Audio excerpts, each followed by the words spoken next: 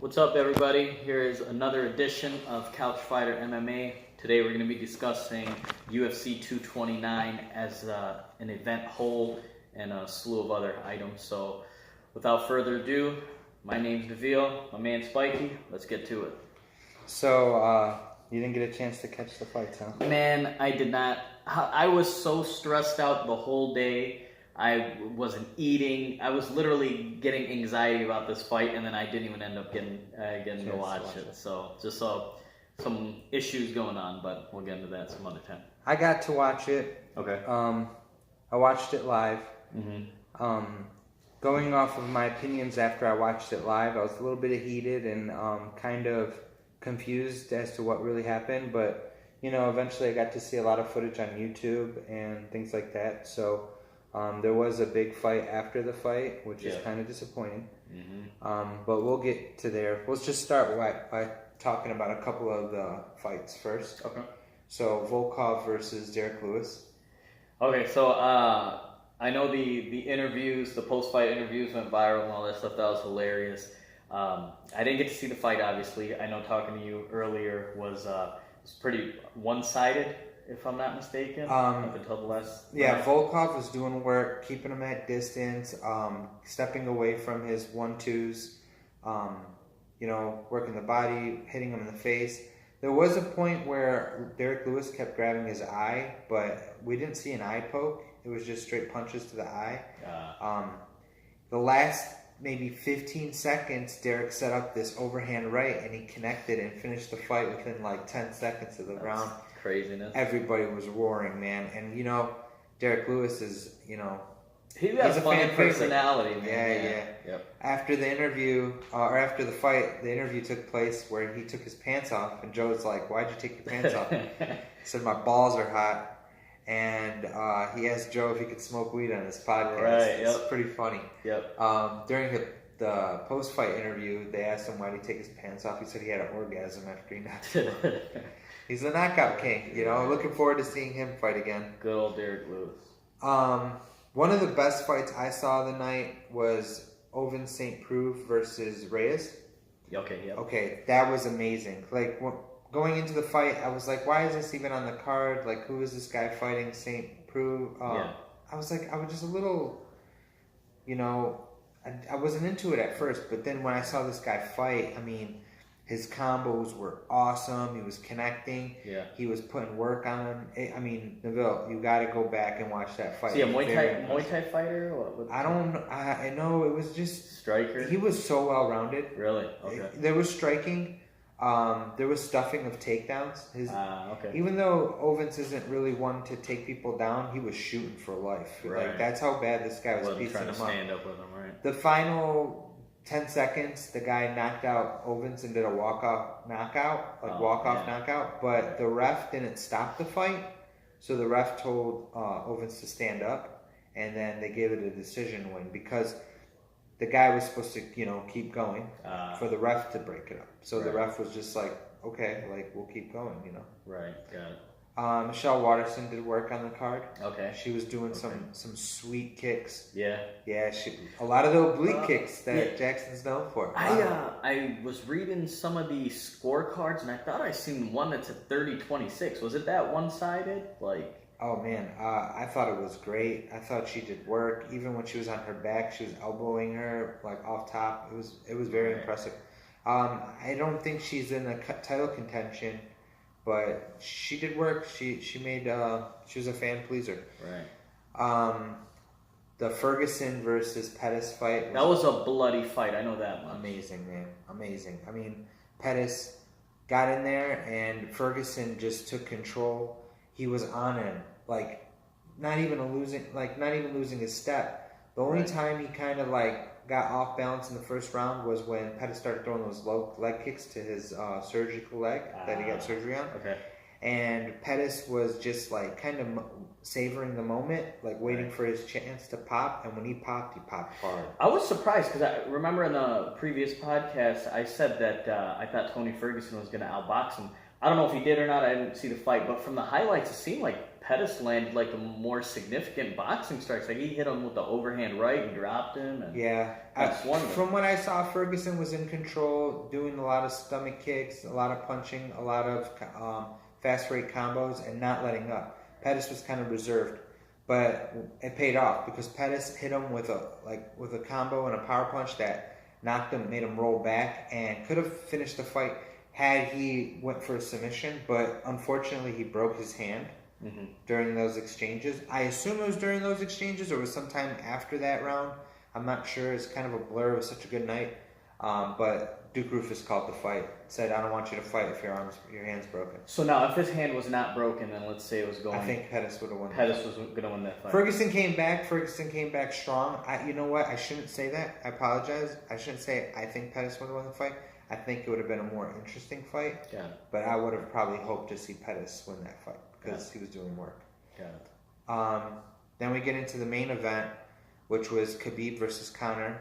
Obviously, we both had our predictions, and unfortunately, my prediction came true. I just couldn't see Conor overcoming that wrestling. But what surprised me is Khabib not only wrestled Conor, but he knocked him down in the stand-up. Now you got to give credit where credit's due. His wrestling is outstanding. It's probably the best in the division. His ground and pound is probably the best overall in the UFC, and that just made Conor so timid and not worrying about anything else but the takedown that he threw an overhand right, I believe, and knocked him down. Right, yeah. Conor got up, switched it. Yeah, he did show he had a chin because that looked like a hard punch. Ironically, Conor shut down Khabib's wrestling in the first round. He kind of was okay on the floor. Yeah, he wasn't too bad until he got kind of pushed up against the cage, and that's when Khabib wore him out, and then Khabib went for the kill. And there was one moment where Khabib was throwing down a ground and pound. It was ruthless. Nasty. People were cheering that Conor survived that. That's how bad it was. Right. It should have been probably stopped. Khabib just, dominant, showing that he's the best 155er out there right now. And unfortunately, after the fight, Khabib took his mouthpiece off, and when the security guards opened the gate, now I have more background onto this because I've watched many videos prior to my little rant, throws the mouthpiece at Conor's corner, and you can see Dylan Dennis mouthing off on him, and Khabib with security in front of him hops the cage and just does an eagle fucking flying kick. And what I ended up seeing was some of his teammates actually ran around and started punching Dylan Dennis in the back of the head. Right. Well, all the attention's on to Khabib. You had what's it called? You had Conor standing there and getting jumped by Khabib's goons, basically. Right. They came into the ring. They hit him a few times in the back of the head. What I saw exactly in footage was Khabib, I believe it's his brother, was running to jump over to assist Khabib, maybe to stop Khabib, maybe to assist him with the fighting. At the same time, Conor was already up on the cage, and Conor hit him in the face. That's when they started going at each other in the ring, and then another member with the black shirt ran to Conor, and he threw a punch at Conor, and Conor kind of threw one back, and it looked like they both might have connected. And then the big guy in the red shirt jumped the cage and hit Conor a few times in the back of the head. I see now. And that's when it got broken away. So it was very disappointing in the sense that Khabib had a chance to get his hand raised, belt put around his waist, and set up a potential rematch. Right. But instead now he has to face the Athletic State Commission for what he did. Might not get. Well, they withheld his pay already, so I hope he does get paid. I mean, that's a life's worth of work. I'm not saying his actions were, acceptable. I'm not saying that, but some people will say Conor deserved it for the bus incident. Conor put people's lives in danger when he busted the glass with the dolly and things like that. Some people will argue that Khabib did it a little worse because, you have 20,000 fans in that arena and it could have just went all to hell. Yeah. Conor did say some harsh things about the country, about his country, about his family, his you know, his father and things like that. But then again, you gotta be inconsiderate. You gotta consider that it's a free country, freedom of speech. You can say what you want. You know, it's up to Khabib to, you know, keep his composure and be calm like he did, or to talk shit back. You know, and they both bickered back and forth. It got Khabib heated up. But do you think Khabib was justified for that, like jumping the cage and doing what he did? I got two views on it. You know what I mean? Listen. If Conor doesn't talk trash, we don't get the showmanship, the big event that we want. But with him doing that, sometimes he pushes the envelope, and it offends, you know, various groups of people. And some of the stuff he did say was harsh. You know, I don't know. I think both of them showed that they kind of didn't act in a way that they should have. I would have liked to have them acted the way Nate Diaz and Conor did with it, where they talked a lot of trash and at the end, you know, just settled it, and it was just like, hey, we fought. But, you know, I can't, you know, I'm not going to put myself in someone else's position and say you should have acted like this. You know, I mean, I'm not in that position.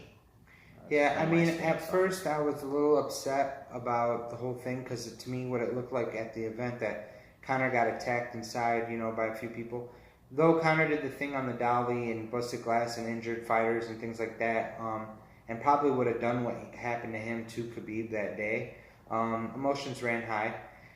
Now looking at the video and seeing, you know, Conor hit this guy first and then them all scuffling and stuff like that, I mean, it's very hard to put your finger on who's wrong. Yeah, they were all wrong. Everyone had a piece in it. How you want to argue 50%, 60%, 40%, however you want to argue that, we can all do that till we're blue in the face. The bottom line is everyone involved that let the emotions get the best of them, whether it was planned or unplanned, it was wrong. You know, and we got robbed out of a great event because from what I hear, all the fights were awesome, and then all anyone can talk about is the Mayweather. That actually, honestly, it kind of added to the event and made it what it is. But what made me upset is Conor and Khabib could have had a potential rematch, immediate rematch. It gave a chance for us to see Conor again in the ring.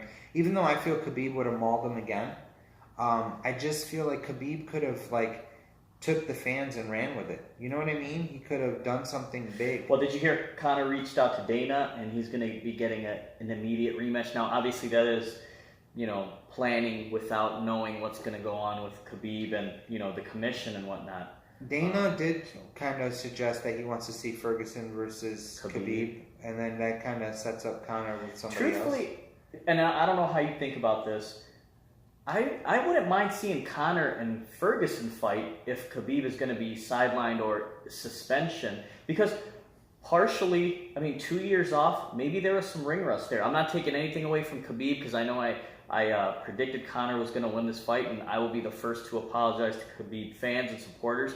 He did his thing, honestly. He did his thing. I can't say... It would be one thing to say, oh, you know, he didn't even stand with him, but he knocked him down. And it was, you know, I mean... Everything goes to show you can have all the stats, you can have all the movement and, you know, do all the analyzing you want. At the end of the day, it's a fight. And, you know, things can happen. Khabib's up there. To me, here's my take on everything. I just wanted Khabib to set things up, to kind of steal away the crowd, to get everybody on his side, because he is that guy right now at 155. But what I really want to see is, I want to see George St. Pierre versus Khabib. That's what I want to see now. I feel like George is, you know, the bigger guy. I feel like George has the better... a lightning quick jab. He has the better stand-up. Freddie Roach, boxing coach. That rhymed. He has, you know, the experience, and he has the wrestling. I think it'd be much more... Khabib's boxing looked pretty quick this time. It looked pretty slick, too. Like, when Conor would land, and Conor had his moments, I felt like he peppered him a few times from the highlights of what I've seen. Nothing too significant. But, you know, Khabib was like countering and hitting him back. So, if we did see a Khabib versus George St. Pierre fight, who do you think got that? I'm going to say, man, honestly, based off how I did this weekend, I don't know if I should be giving predictions. But I'm just going to say, let's say they cancel each other out in the wrestling area, then you just go with stand-up. I feel like George St. Pierre has the reach I think he's got a 76-inch reach, and if I'm not mistaken, I think Khabib has 70 or 72. So he's got at least 4 to 6 inches on reach on him. He's got a really nice stiff jab, and Koscheck, who also comes from AKA, one of the most decorated wrestler. In their second fight, he could barely wrap his arms around George St. Pierre's waist. You know, so I don't know. Who knows? That's a fight I want to see. I want to see Ferguson versus Conor, and I'm hoping to see GSP versus Khabib down the line. Yeah. That'd be a great event. That'd be cool to have both of them on the same card. I hope that they both can come to terms of what happened. They both, you know, Khabib lost money in this, and you know, doesn't deserve that. He does deserve to be called champion. He does deserve to get paid. But at the same time, we gotta wait and see what happens. Yeah. I wish it wasn't so complicated like that. Did you hear the audio? They said there was audio where Conor is actually apologizing to Khabib, where he's saying sorry, it's just business or something like that. Really? Yeah. When? Did you see that? I seen it on. I was at work today and I had my headphones in. I seen something like that. So it's almost like Conor is apologizing. Like I said, after the event? Or? No, this is, I think, after round 3, the end of round 3. They're going back to their corners. And Conor says, sorry, it's just business. And I think Khabib says, let's go, or guess so, or something like that. Once again, not saying what Conor did was right if he just apologizes about it in the ring, but just something to note that, you know, he said it was just business in the octagon. It was a mess at the end, but it also made the event what it is. So we got to see something out of the ordinary. It just, as a UFC fan, and as a fight fan, mixed martial art fan, I don't want to see anything like that because it puts the sport down. We just got it legalized in New York. We don't need to be. Well, plus, imagine if you're going with your girlfriend, or if you're going with one of your buddies. You don't want to go there, you know, pumped about a fight, end up getting arrested, leaving, and getting beat up or anything like that. I mean, you know, we're all adults.